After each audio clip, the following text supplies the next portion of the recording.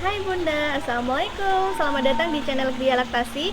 Pada video kali ini saya ingin berbagi terkait relaktasi. Apa sih relaktasi itu? Mungkin Bunda pernah mendengar ya terkait relaktasi. Jadi relaktasi itu adalah suatu kegiatan menyusui kembali setelah sempat berhenti menyusui karena suatu hal, entah karena misal bunda sakit ataupun bayinya sakit, sempat bayi mendapatkan cairan selain ASI, kemudian ingin kembali memberikan ASI, itu bisa disebut sebagai relaktasi ya.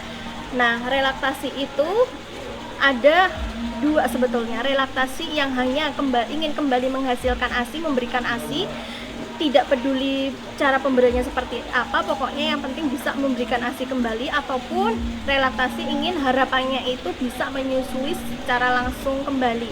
Nah, saya di sini membahasnya nanti akan lebih ke bagaimana kita bisa kembali relaktasi itu kembali menyusui secara langsung gitu. Karena harapannya kita bukan hanya bisa memberikan nutrisi terbaik, tetapi juga bisa memberikan stimulasi terbaik dari proses menyusui itu gitu. Sehingga harapannya tuh nutrisinya dapat ya, stimulasi untuk bondingnya dapat, sehingga harapannya nanti bayi kita itu ketika sudah dewasa bisa tumbuh bukan hanya cerdas secara intelektual, melainkan juga bisa cerdas secara emosionalnya, menjadi pribadi yang hangat, menjadi pribadi yang menyenangkan. Nah, itu semua bisa terbentuk ketika kita bisa memberikan bonding yang baik ke bayi kita.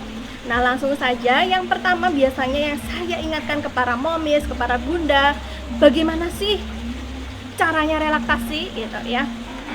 Nah, salah satu hal yang harus kita lakukan terlebih dahulu adalah yang pertama, dari diri bunda, dari momisnya sendiri itu adalah harus menenangkan diri. Itu adalah hal yang paling sangat penting untuk dilakukan ya. Jadi harus berdamai dengan dirinya sendiri dulu. Kenapa demikian? Nah, bagaimana kita bisa membantu orang lain kalau kitanya sendiri aja tuh masih sakit gitu, kitanya sendiri tuh masih belum sembuh gitu kan? Bagaimana kita bisa menolong bayi kita untuk bisa kembali menyusu ketika kita sendiri aja tuh masih belum sembuh, kondisinya masih sakit gitu ya. Ya, itulah kenapa yang paling saya tekankan kalau ingin relaksasi di bundanya terlebih dahulu. Ini bunda harus bisa berdamai dengan diri dulu. Kemudian bisa tenang, bisa rileks, itu yang paling penting ya. Karena ketika posisi kita itu sedang dalam kondisi kalut, berkecamuk, galau gitu ya, mau tidak mau ini akan bisa mempengaruhi gesture tubuh kita, bisa mempengaruhi body language kita. Otomatis kita gendong bayi aja tuh nggak bisa bayi merasa nyaman gitu ya, kayak kemerungsung juga gitu loh, nyetrum gitu ke bayinya ya. Itulah kenapa tadi bundanya harus sembuh dulu, harus berdamai dengan diri dulu, tidak perlu ada rasa misal penyesalan, rasa bersalah dan sebagainya, itu diselesaikan, disembuhkan. Yang bunda harus tahu adalah bunda itu sangat hebat, sampai detik ini, sudah sampai di titik ini kembali ingin bisa menyusui bayinya, itu sudah sangat luar biasa sekali ya. Itu yang harus ditanamkan di diri sendiri. Bunda itu sudah luar biasa berjuang sampai di titik ini seperti itu ya. Saya yakin tidak ada gitu seorang ibu yang tidak ingin menyusui bayinya. Seorang ibu tidak ada yang ingin tidak memberikan yang terbaik untuk bayinya. Pasti inginnya tuh ngasih yang terbaik gitu, sebisa mungkin beri yang terbaik gitu ya. Dan satu-satunya yang bisa kita berikan dan sebetulnya bisa loh kita lakukan itu adalah ASI, adalah menyusui seperti itu ya. Kita harus kembali ingat itu, harus berdamai, harus tenangkan diri dulu. Kalau perlu ambil waktu, ambil jeda untuk bisa healing gitu ya, me time, minta bantuan suami, menyusui, memberikan nutrisi, memberikan zat gizi untuk bayi kita, untuk anak kita tuh bukan semata-mata tanggung jawab kita sendiri gitu ya. Itu juga menjadi tanggung jawab ayahnya, papanya, ajak kerjasama gitu ya. Itu sangat penting, harus ada support system yang mendukung gitu.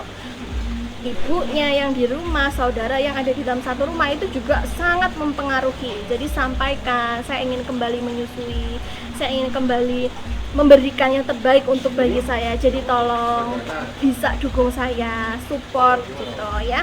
Itu yang pertama yang harus dilakukan. Kemudian yang kedua adalah bisa dengan membangun bonding kembali melalui skin to skin ya, salah satunya. Karena kenapa dengan skin to skin itu banyak sekali proses pembelajaran yang kita ajarkan ke bayi kita. Skin to skin itu bisa membangun kembali bonding antara kita dan bayi kita, membangun kembali cinta kita gitu. Jadi bayi kita itu akan mulai merasakan, oh ini ya pelukan hangat mamaku, oh ini ya detak jantung mamaku, oh ini ya suara hembusan mamaku. Dari situ akan kembali terbangun rasa cinta, kedekatan secara emosional ya. Nah ini akan membantu bayi itu lama-lama juga akan kembali ketika sudah mengenali, sudah merasa nyaman lagi ya, itu mau gitu kita tawarkan mungkin sekali, 2 kali, 3 kali, sampai minimal setiap kali menawarkan itu 10 sampai 15. Nanti lama-lama si bayi ini akan mau kembali untuk menyusu secara langsung seperti itu. Yang perlu diingat, proses ini tuh membutuhkan kesabaran. Tidak bisa sehari, 2 hari, 3 hari, seminggu bisa. Ada yang misal 1 hari 24 jam ketika skin to skin sudah langsung lock on atau berhasil sih bayi itu mau ngencut lagi sih, mohon maaf payudara. Tapi ada juga yang membutuhkan waktu lebih gitu. Tidak bisa kita jadikan patokan gitu. Tapi yang harus kita ingat adalah tujuan kita ingin menyusui itu apa ya. Kalau kita mungkin sebagai muslim terutama, sebenarnya bukan hanya muslim, setiap agama itu mengajarkan untuk kita memberikan yang terbaik itu dengan menyusui bayi kita gitu ya. Kita harus mengingat itu. Kita harus mengingat juga bahwa menyusui itu bisa menjadi salah satu jalan kita menunjukkan rasa cinta kita melalui proses menyusui. Kemudian dari proses menyusui itu banyak sekali hal yang kita ajarkan untuk bayi kita ya.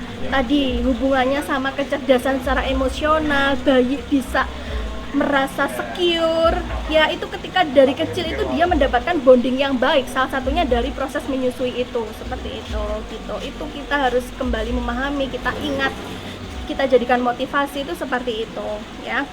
Kemudian yang terakhir gitu yang bisa kita lakukan adalah kita harus memisahkan si bayi ini dari penyebab bingung puting atau yang membuat dia itu bingung puting, yaitu di sini adalah botol, dot, empeng itu biasanya ya membuat bayi itu bingung puting. Itu harapannya bisa diceraikan dari itu ya, secara pelan-pelan, secara bertahap seperti itu. Nanti lama-lama dengan demikian bayi akan juga mau akhirnya kembali menyusu gitu. Harus cerai dulu nih dari dotnya, dari botolnya. Memang berat ini, tapi itu sangat mempengaruhi. Nanti kalau tetap dikasih, dia akan jadi bingung puting lagi gitu. Lah terus gimana dong moms cara ngasih ASI perahnya atau cara ngasih susunya, misal kalau masih dikasih sambung cairan lain misalkan, bisa dengan menggunakan media pemberian ASI perah selain dot. Beberapa diantaranya bisa menggunakan feeding bottle spoon seperti ini, bisa ya. Kemudian bisa juga itu kalau bayinya itu masih di bawah 3 bulan, kalau bayinya masih di bawah 3 bulan itu bisa kita pakai suplementer atau SNS ya. Biasanya ada di baby shop itu yang langsung, tapi kalau misalkan itu tidak terjangkau harganya, bisa kita buat sendiri. Itu dari selang seperti ini. Kemudian nanti ini kita letakkan di ujung spuit yang kayak suntikan itu. Nah ini nanti ditempelkan di payudara seperti ini. Nah ditempelkan ke puting seperti ini. Ini nanti disalurkan misal di gelas atau di mana. Nah nanti bayi minum ngecutnya di sini gitu. Bayi kan tidak mau menyusu secara langsung itu karena dia merasa ketika dia menghisap itu tidak ada ASI yang keluar gitu kan. Kalau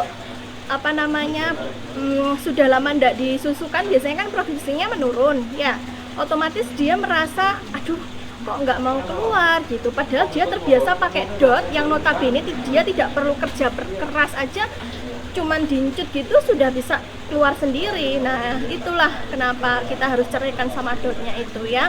Karena si kemampuan bayi menghisap secara alami ini akan menjadi hilang gitu karena si botol atau dot tadi itu. Mengganti pemberian ASI perah ataupun cairan lainnya dengan media yang tidak menyebabkan bingung puting, feeding bottle spoon kayak tadi ya ini. Kemudian bisa juga dengan cup feeder, dengan sendok ataupun dengan pipet gitu ya. Kemudian setelah rutin dilakukan skin to skin, tawarkan payudara. Intinya kalau sudah terbangun kembali cinta yang utuh gitu ya, kita gambarkannya kalau sudah kembali terbangun cinta yang utuh, saya yakin apapun yang kita berikan bayi itu akan bisa menerima. Jangankan bayi, kita aja ketika kita sudah dicintai sama siapa gitu, sudah memberikan cintanya setulus mungkin untuk kita, pasti apapun yang misalkan siapa yang mencintai kita dengan tulus tersebut, minta apa, kita kan pasti akan berusaha kan, kita juga akan berusaha memberikan seperti itu. Sama ketika bayi itu sudah utuh kembali, cintanya sudah terbangun kembali ya, kita tawarkan payudara kita beri ASI bayi pelan-pelan, kita afirmasi juga positif ke bayi kita pelan-pelan, tapi pasti saya yakin bayi akan bisa kembali menyusu secara langsung seperti itu. Ya, demikian yang dapat saya sampaikan. Jika momis, bunda masih mengalami kesulitan, boleh hubungi kami di Gria Laktasi, nanti ada di link description, atau bisa juga kunjungi di Instagram kami Gria Laktasi ya. Ada kurang lebihnya kami mohon maaf. Terima kasih sudah menyaksikan video ini. Jangan lupa share ke kerabat mamis barangkali membutuhkan, like, komen juga boleh, memberikan masukan apa yang ingin dibahas juga boleh, silahkan. Jangan lupa juga untuk subscribe dan tekan tombol lonceng untuk mendapatkan update terbaru video-video kami. Terima kasih, sampai jumpa lagi. Wassalamualaikum.